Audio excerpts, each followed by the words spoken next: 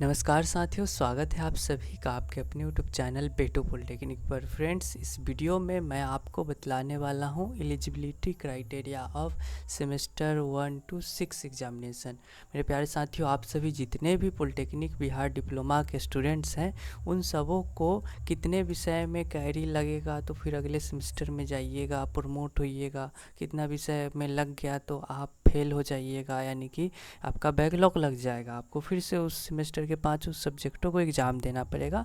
यही सब eligibility criteria है, उसके बारे में बताऊंगा। सबसे पहले बिहार पॉलिटेक्निक में स्टूडेंट्स एडमिशन लेते हैं, उन सबों को 75% हाजिरी चाहिए ही चाहिए। केवल हाजिरी ही नहीं, उनको जितने भी सब्जेक्ट्स में पढ़ाई होता है, ट्यूटोरियल होता है, प्रैक्टिकल होता है और क्लासेस होते हैं, उन समूह में 75% अटेंड होना है कम से कम। ठीक है, आपको जो होता है गुड कंडक्ट करने होंगे। ठीक है, मैं अच्छा से व्यवहार रहना चाहिए, गुड कैरेक्टर होना चाहिए। आपको इनरोलमेंट करने होंगे, रजिस्ट्रेशन इनरोलमेंट करने होंगे फर्स्ट सेमेस्टर से 6 सेमेस्टर, प्रत्येक सेमेस्टर में। ठीक है, ये एक सेमेस्टर का बात नहीं है, हर एक सेमेस्टर में आपको इनरोलमेंट करने होंगे। ओके, एंड देन आप सभी देख सकते हैं, उसके बाद आप लोग एलिजिबल हो जाते हैं ऑनलाइन एग्जामिनेशन फ़ी, एग्ज़ाम फॉर्म भरने के लिए। ठीक है, तो ये सब थी रूल। ठीक है, अब क्या है, अब जो है हम लोग मेन मुद्दे पे आते हैं। मेन क्या है तो फर्स्ट सेमेस्टर का एलिजिबिलिटी क्राइटेरिया क्या है। ठीक है, वो अटेंडेंस देना, अटेंड होना 75% वो मैंडेटरी है। अब क्या हो गए, आप पात्र हो गए एग्ज़ाम देने के पात्र हो गए, तो आपको अब फॉर्म जब भरा जाएगा तो आपको क्लास टेस्ट देने पड़ेंगे। क्लास टेस्ट देना कंपलसरी, मैंडेटरी, अनिवार्य है। ये बतलाने की ज़रूरत नहीं है, फिर भी आप लोग देख लीजिए। क्लास टेस्ट छोड़िएगा, आप फेल हो जाइएगा। चाहे आप क्लास टेस्ट आपने छोड़ दिया, इंड सेमेस्टर में एग्ज़ाम दे दिए, इसमें पास हो गए और क्लास टेस्ट में आपको अब्सेंट रह गए, तो वहाँ पे 0 नंबर सर जी चढ़ा देंगे, आप फेल हो जाइएगा, ईयर बैक लग जाएगा। क्लास टेस्ट मैंडेटरी है। सेमेस्टर का, इंड सेमेस्टर का एग्जामिनेशन, फाइनल एग्जामिनेशन भी महत्वपूर्ण है, वो तो महत्वपूर्ण है, आपको पता ही है। अब क्या है, अब सेमेस्टर 1 में आपको रेगुलर क्लास करने होंगे। अब क्या है, डिक्लेरेशन रूल 6 जो था ना ऊपर, ये सब 75% हाजिरी, एग्जामिनेशन फॉर्म भरना, ये सब ज़रूरी है। अब क्या है, सेमेस्टर सेकेंड का क्या है एलिजिबिलिटी, योग्यता क्या होनी चाहिए। मेरे प्यारे साथियों, इसमें भी आप क्या कर सकते हैं, वही सब चीज़ है। प्रैक्टिकल क्या है, वो सभी चीज़ों में आपको पार्टिसिपेट करना है सेमेस्टर एंड में, तो आप हो जाइएगा, भागीदार हो जाइएगा सेमेस्टर सेकेंड का एग्ज़ाम देने के लिए। अब देखिए, फर्स्ट सेमेस्टर में आपको कितना भी विषय में कैरी लगे, सेकेंड में कितना में कैरी लगे कोई दिक्कत नहीं है। नहीं, फर्स्ट में कितना भी कैरी लगे तो कोई दिक्कत नहीं है, आप सेकेंड सेमेस्टर में चले जाइएगा, इनरोलमेंट आपका हो जाएगा। बट सेकेंड सेमेस्टर में आप ये सोचिएगा कि इसमें भी कितना भी मेरा विषय में कम नंबर आ जाए, पासिंग मार्क्स से कम आ जाए, यानी कैरी लग जाए, तो यहाँ पे सेकेंड सेमेस्टर में नहीं चलेगा।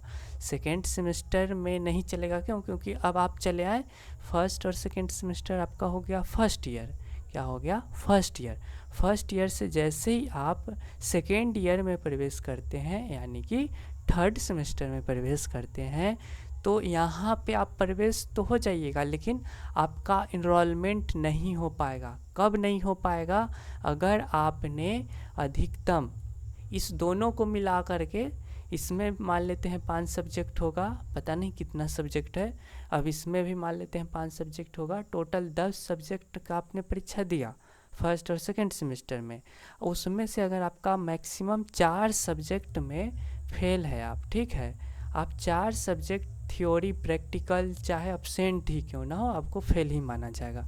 मैक्सिमम 4 होना चाहिए, ठीक है, मैक्सिमम 4 से ज़्यादा हुआ तो आप लटक गए, आपको फिर से फर्स्ट ईयर में ही रहना पड़ जाएगा। आपका इनरोलमेंट जो है सेकेंड ईयर में नहीं होगा, यानी थर्ड सेमेस्टर में आप नहीं जा पाइएगा। तो कितना आपको कम से कम 0 रहे, बहुत अच्छी बात है। अधिकतम आपका 4 सब्जेक्ट में कैरी रहना चाहिए, एब्सेंट रहना चाहिए, कुछ भी हो वो सभी आपके फेल में गिने जाएंगे, प्रमोट आप हो जाइएगा अगर 4 तक है तो।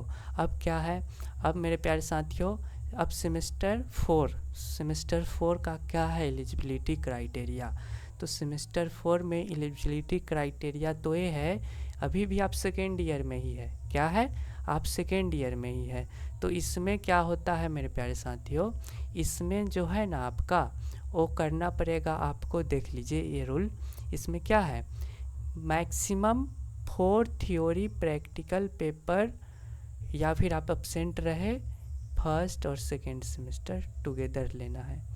बोला क्या जा रहा है कि आपका फर्स्ट या फिर सेकेंड सेमेस्टर में मैक्सिमम 4 सब्जेक्ट में कैरी रहना चाहिए, 4 सब्जेक्ट में कैरी रहना चाहिए।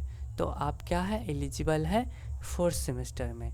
लेकिन मेरे प्यारे साथियों, यहाँ पे दिया गया है कि मोर देन 2 थ्योरी और प्रैक्टिकल पेपर्स या फिर आप एब्सेंट हो जाए सेमेस्टर 3rd में। सेमेस्टर 3rd का आपने एग्ज़ाम दिया, ठीक है, और इसमें आपने 2 विषय तक कैरी लगा लिया तो चलेगा।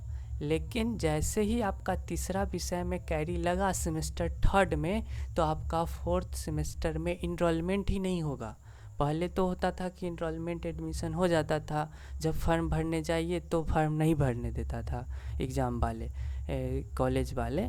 लेकिन अब क्या होगा, आपका इनरोलमेंट ही नहीं होगा, यानी कि आप 3rd में ही रह गए। तो ये बात आप समझिए, 3rd सेमेस्टर में आप 2 विषय में ही कैरी लगवा सकते हैं, एक में भी नहीं लगवाइए, बहुत अच्छी बात है, और लगवाना भी नहीं चाहिए।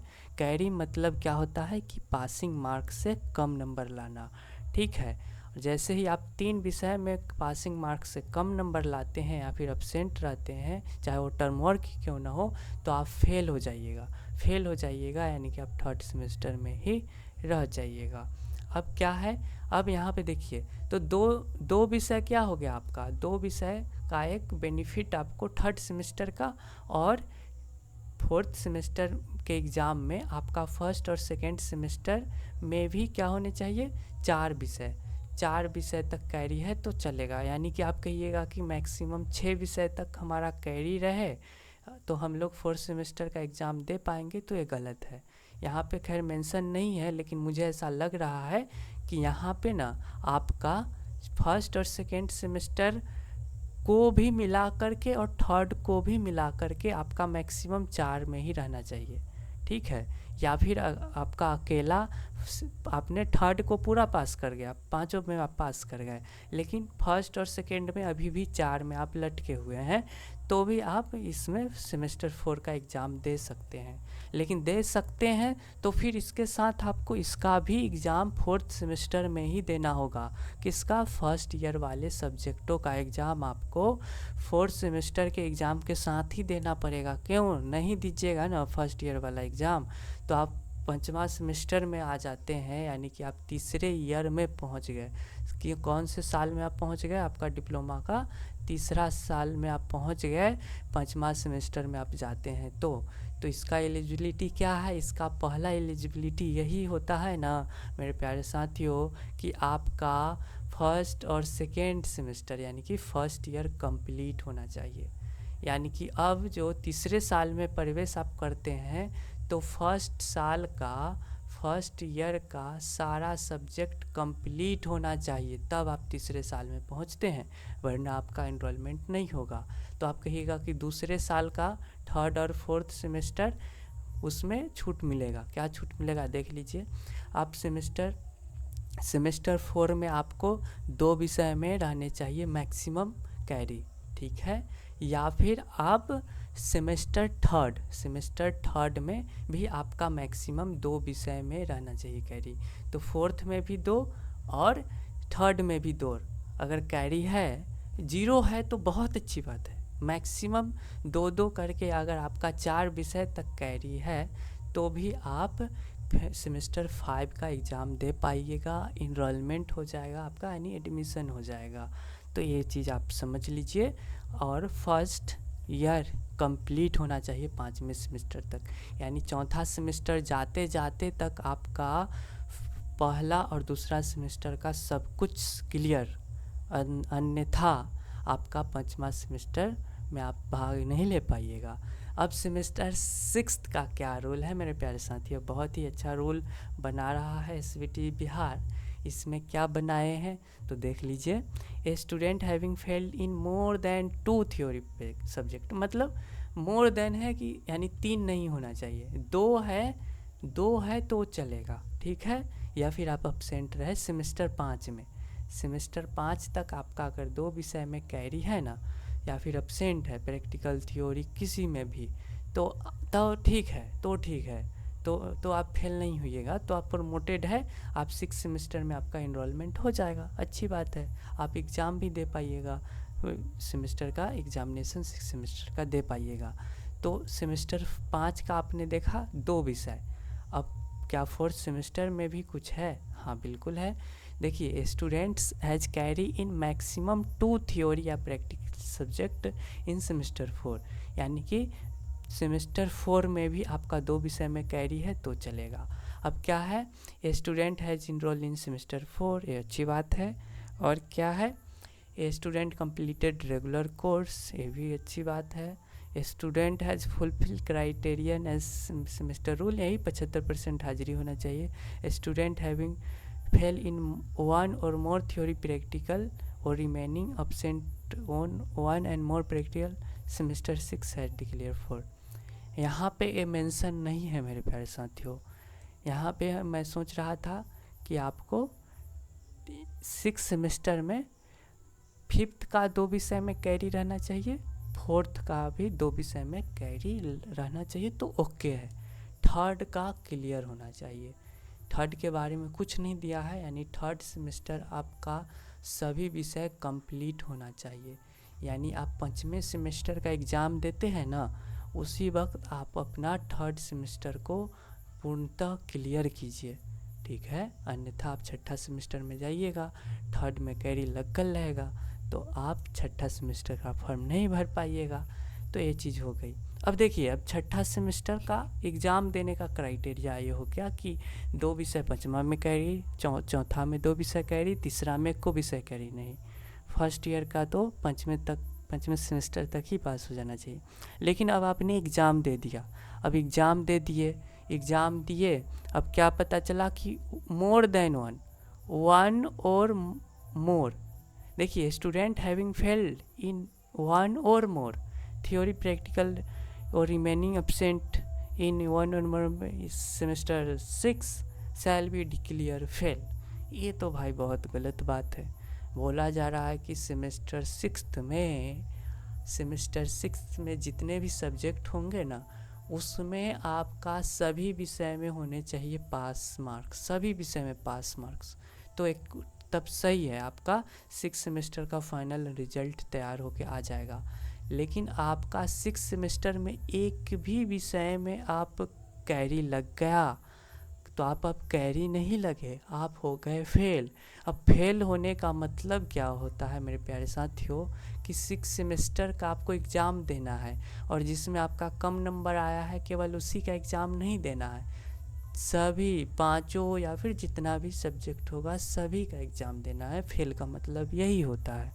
तो ये थोड़ा 6 सेमेस्टर को कठिन बना दिया गया है, आप लोग ध्यान दीजिएगा। इसलिए 6 सेमेस्टर तो 5 का 5 पास कर दीजिए। अगर 5 सब्जेक्ट है तो 10 सब्जेक्ट है तो 10 का 10 पास कीजिए। तो ये रही सारा क्राइटेरिया। एक और क्या रूल है उसे देख लीजिए। स्टूडेंट में भी awarded diploma if he has passes in all theory practical papers for all. देखिए, जो स्टूडेंट्स फर्स्ट से 6 सेमेस्टर तक सभी विषय में पास हो गए हैं, उनका एक भी विषय में अगर कैरी न लगा हो, उन्हें अवार्ड दिया जाएगा, पुरस्कृत किया जाएगा। तो हर एक बच्चे का यही टारगेट होना चाहिए। तो आप अपने टारगेट को ऊंचा बनाइए, कैरी लगना तो भूल जाइए, आप लाइए कि हमें एकदम 100 में से 80% लाने ही है। यानी कि आपका 70 नंबर का एग्ज़ाम हो ना, तो उसका 80% कर लीजिए, उसका 80% मान लेते हैं 57 के करीब होगा, 55-57 कुछ होगा। तो आपको इतना नंबर लाने हैं, इतना, अगर आप इतना नंबर ले आते हैं ना तो आप टॉपर बन जाइएगा। बहुत अच्छा है डिप्लोमा, ठीक है। आप सोचिएगा कि अब बच्चे खुश हो जाते हैं क्या चीज़ में, तो उनका प्रैक्टिकल में ही कॉलेज वाले इतना नंबर दे देते हैं, लगभग मान लीजिए 95% प्रैक्टिकल से ही मिल जाता है। तो ओवरऑल वो थियोरी का एग्ज़ाम जो होता है इंड सेमेस्टर, उसमें अगर वो लोग 40% भी लाते हैं, 50% भी लाते हैं ना, तो उसका ओवरऑल मार्क्स 75% से ऊपर हो जाता है। तो बच्चे फूले नहीं समाते हैं, वाह 75% नंबर ले आए, 80% ले आए। नहीं, आपको टारगेट करना है कि जो आपका थियोरी वाला एग्ज़ाम होता है उसमें 80% लाइए, तो आप टॉपर बन जाइएगा। क्योंकि बच्चे इतना नहीं लाते हैं, वो खुश रहते हैं प्रैक्टिकल के ही नंबर देख कर के, क्या 75% हो गया, 80% हो गया, मुझे अब जॉब करने से कोई नहीं रोक सकता। अच्छी बात है, खुश होइए, बट आपका टारगेट होना चाहिए ये चीज़। तो मेरे प्यारे साथियों, इस वीडियो में इतना ही रखते हैं। आपको वीडियो पसंद आया हो तो लाइक कर दीजिए, चैनल पे नए हैं तो सब्सक्राइब कीजिए। अगले वीडियो में क्या बताऊंगा, तो क्या क्या मार्क्स कैसे दिए जाएंगे उसके बारे में बताऊंगा, ठीक है। तो वीडियो को लाइक ज़रूर कीजिए, चैनल पे नए हैं तो सब्सक्राइब कीजिए ज़रूर। धन्यवाद।